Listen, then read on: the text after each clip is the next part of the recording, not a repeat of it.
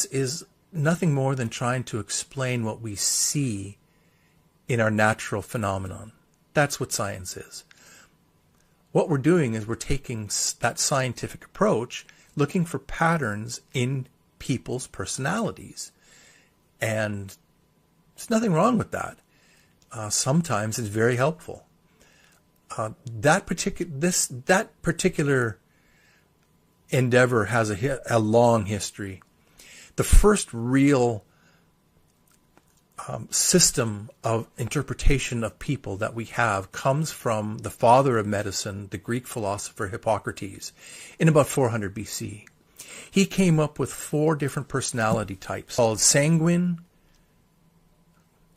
choleric, phlegmatic, and melancholic. I will not try to tell you what each one means and how it works. I remember taking this a long time ago in my sociology classes, and the words really didn't mean anything to me at that time, and they don't mean that much to me today either. And all the way through history, things kind of stagnated. That's kind of where everybody went. We took the Greek philosophers' word for things, and we interpreted things and people's personalities based on those types. And it wasn't until the 1920s when psychiatrist Carl Jung looked at those types and said, that really isn't working for me. I need to come up with something else. And so he came up with 4 new ones. They're called the thinker, the feeler, the sensor, and the intuitor.